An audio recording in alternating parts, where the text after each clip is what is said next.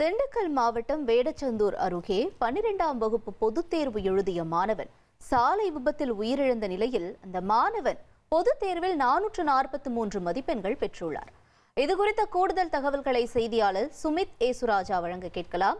வணக்கம் சுமித் ஏசுராஜா. இப்ப மாணவனுடைய மதிப்பெண் இவ்வளோ இருக்கும் பொழுது அங்க பெற்றோர்களுடைய மனநிலை என்னவாக இருக்கிறது?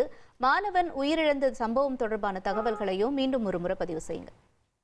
திண்டுக்கல் மாவட்டம் வேடசூர் பக்கத்தில் இருக்க ஒத்தையூரை சேர்ந்தவங்க பாலமுருகன் அமராவதி தம்பதி. இவங்களோட பையன் சுகுமார் திண்டுக்கல்ல இருக்க ஒரு தனியார் பள்ளியில் 12ஆம் வகுப்பு கம்ப்யூட்டர் சயின்ஸ் குரூப் படிச்சுட்டு இருந்தார். இந்த நிலையில் கடந்த 6ஆம் தேதி வேடசந்தூரில் இருக்க சந்தைக்கு காய்கறி வாங்கிட்டு வரும்போது ஆட்டோ மோதி விபத்தில் சிக்கிறாரு.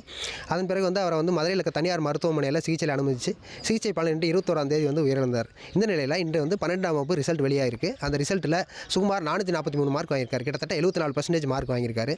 சின்ன வயசுலேருந்து இன்ஜினியர் ஆகணுங்கிற கனவோட நல்லா படிச்சுட்டு வந்த பையன் நல்ல மார்க் வாங்கியிருக்காரு.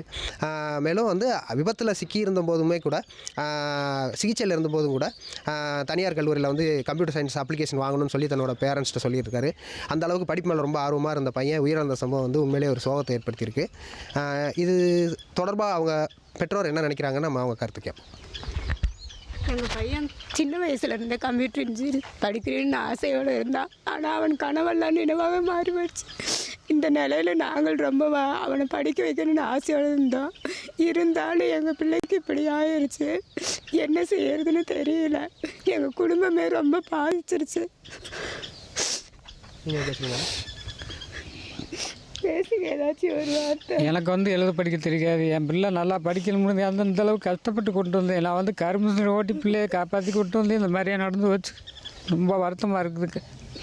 இது கவர்மெண்ட் தான் பார்த்து ஏதாவது ஒன்று செய்யணுங்க. எங்களால் ஒன்றும் செய்ய முடியாது. எங்கள் பையன் எங்களுக்கு ரொம்ப தேவை. ஆனால் இப்படி ஆகுன்னு நாங்கள் நினைக்கவே இல்லை. அவன் சிகிச்சையில் இருந்து கூட நான் கம்ப்யூட்டர் இன்ஜினியர் நான் படிக்கணுமா, அப்ளிகேஷன் வாங்கி கொடுங்கம்மா, சென்னையில் லோயாலா காலேஜில் படிக்கணும், இல்லாட்டி மதுரையில் தியாகராஜ காலேஜில் படிக்கணும்னு ரொம்ப ஆர்வத்தோடு இருந்தான். ஆனால் 21ஆம் தேதி இப்படிக்கு அவனுக்கு உயிர் பிரிஞ்சிருச்சு. இதை எங்களால் தாங்கவே முடியாது. தந்தி டிவியை உங்கள் கேபிள் டிவி ஆபரேட்டரிடம் இலவசமாக கேட்டு பெறுங்கள். செய்திகளை உடனுக்குடன் தெரிந்து கொள்ள உடனே சப்ஸ்கிரைப் பண்ணுங்க.